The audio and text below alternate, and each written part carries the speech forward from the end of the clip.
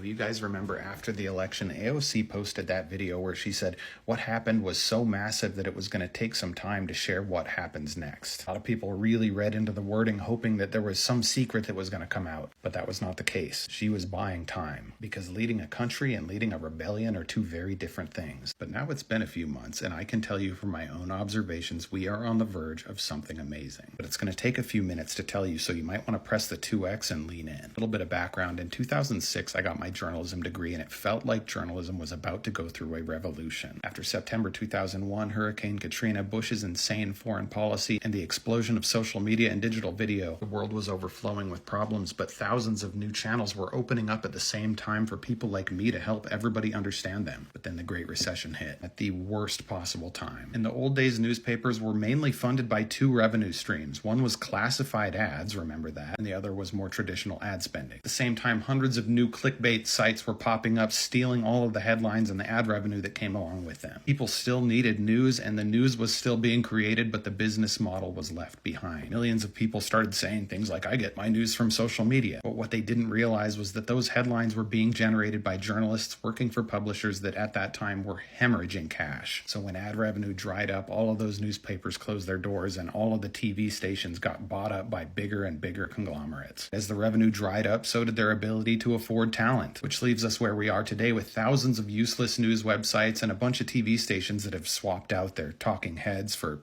talking faces. Hilariously, the information age actually resulted in an information wasteland where the average voter can no longer decipher truth between an Onion article and a peer-reviewed CDC study. But in November, everything changed. November created necessity. And necessity breeds invention. And with the epidemic of misinformation at an all-time high, clear and accurate information has never been more necessary. For those of us who crave it, we stood and we watched Hillary Clinton lose because, hey, at least she got the popular vote right. This is still a fringe minority. And in 2020, we looked at scientists and we looked at our therapists, and then Biden won and we thought, finally, he's behind us. But 2024 hit us like a bucket of ice over the head. Losing the electoral vote, the popular vote, the House and the Senate, that was the huge thing AOC was talking about. But from that prolonged state of desperation, an entirely new movement is building. And that movement is leaving all of its ducks behind. Civility, the kindness movement, false equivalency, and the both sides bullshit in reporting,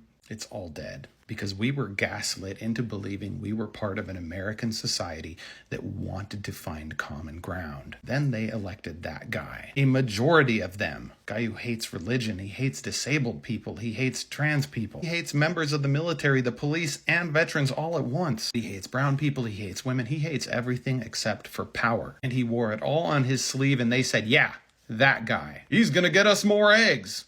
White eggs only, please. Now, I love my progressive community, but this is what it took. Like good, kind, reasonable, empathetic, academically minded, scientifically minded people, it took that guy winning again with a majority vote for us to say maybe outrage is the civil response here. I love the scientific method, but it is slow. But we finally got here, and I know from what I'm seeing that this is real. TikTok, for all of its challenges, showed us that there was a business model that would support content creators on the left. All of these displaced academics, these recovering journalists, these scientists with a side hustle, they were finally given a monetized platform with a microphone and an amplifier that helped them do what they've always wanted to do, which is inform people with absolutely unvarnished authenticity, and now with a rage and ferocity I've never seen before. This thing that is coming, I can't put a name on it, but it is a new era for advocacy and for journalism. And just like you see an evolution, it is seemingly popping up everywhere all at once. The insider political strategists, the big journalists, influencers, scientists, nonprofit and consumer advocates, everyone has come to the same conclusion because the need for clear news is still in demand. And there are thousands of people looking to fill that need with accurate information. But it is now clear that the legacy media outlets and the legacy business model cannot connect the product to the market. But all the components are still there. There is a need, there is a solution, there are platforms, and there is funding.